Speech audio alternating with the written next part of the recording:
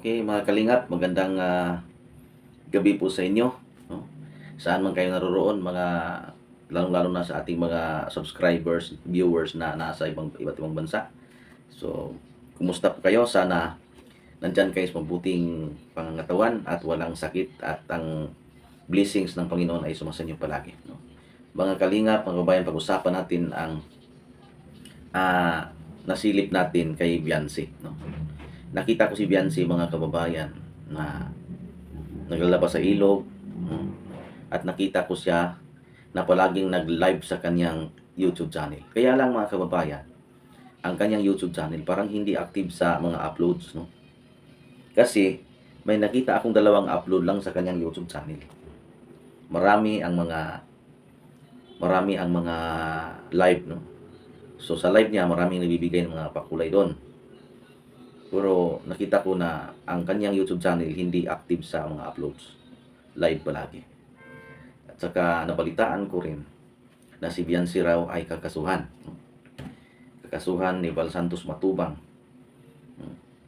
So dahil sa ginagawa ni Beyonce na patulpo, no, sa kay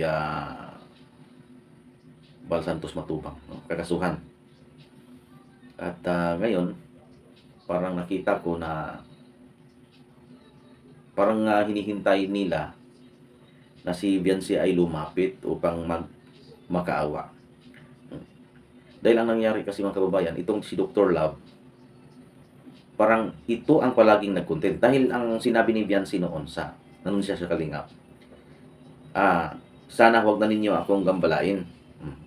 Dahil huminto siya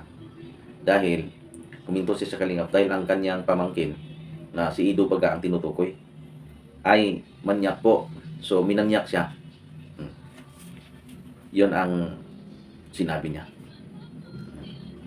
So ganon ay sinabi niya doon sa Tulfo ang mga lahat ng sinasabi ni Val Santos, yung mga salita, at nais na niyang kumalas o baga, no? Hindi na siya magpa-vlog sa Kalingap, umalis na siya. Sa kasunduan na ang lahat ng video sa Kalingap Rap ay ibuburahin yon. Pero hindi man dapat, hindi talaga mabura yon, kasi sa panahon ng pag-vlog kay Kalingap Rap kay Beyonce, marami pa mga tulong, pabahay o mga bigay ng sponsors ang naibigay niya kay Beyonce na itulong. So ngayon, ang nakita ko sa YouTube channel ni Dr. Love ay umangat ang mga views, mga kababayan. Mayroong 400,000. Maraming viewers doon, no? Yung mga dating mga viewers ni Kalingap Rap doon na nanonood sa mga video. Sa mga video upload ni Kalingap Rap. Yun ang nangyari. So, nakita ko na si Beyonce ay sumasideline paggawa ng yung pagkain, no? Yung tawag mo, yung binabalot na yung giniling na karne, binabalot ng tawag, no? Hindi ba siomay? Hindi siomay yun. Nakalimutan ko. Hindi kasi ako palaging kumakain ng ganyan, no? Yun ang kanyang mga ginawa. Tsaka mag-live, at saka kinukontent siya palagi ni Dr. Love. Si Dr. Love ay ang sa kanya, content. So, kumbaga ang Kalingap ang dapat mag-content, hindi na ang Kalingap. So, si Dr. Love na ang naggumawa ng content kay Beyonce.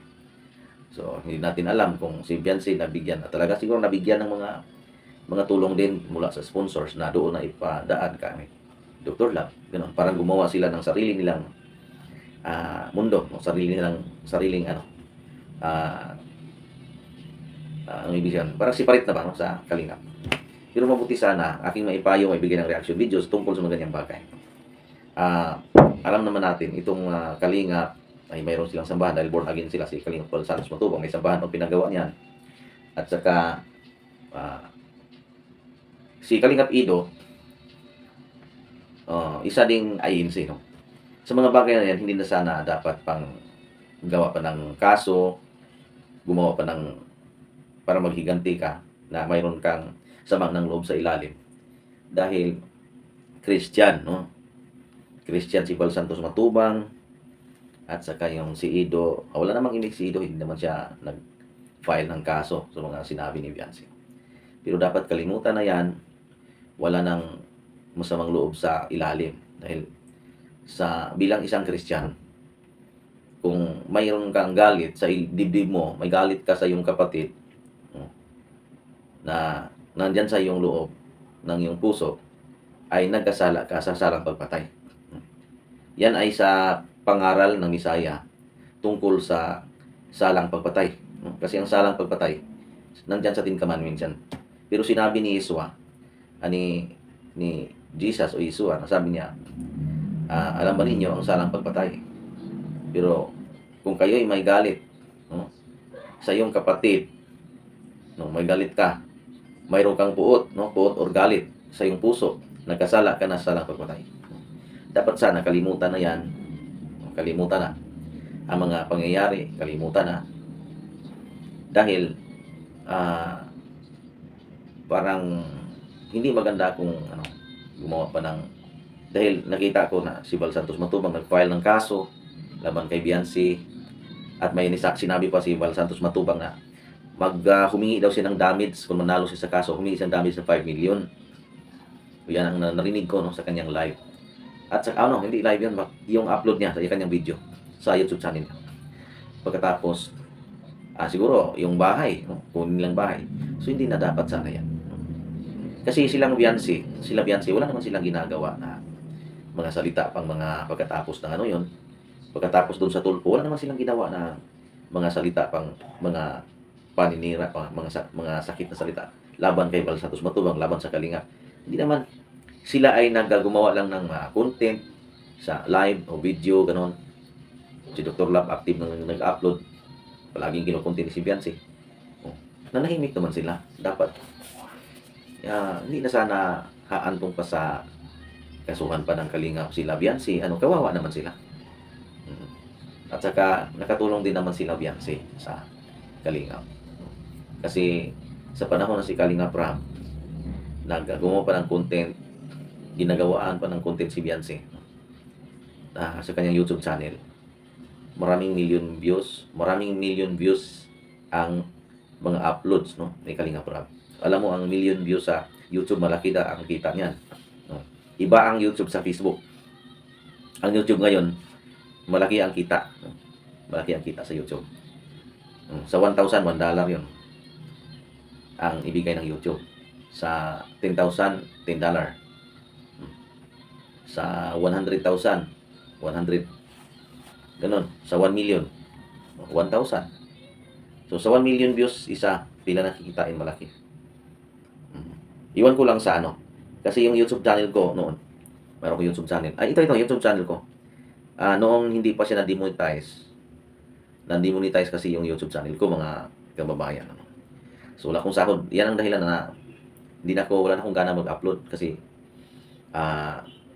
walang earnings. Yung earnings nawala. At saka yung yung aking AdSense, doon ako nagka-problema sa AdSense kasi yung ID ko hindi pumasa. Stricto ang si YouTube sa iSense, yung identification.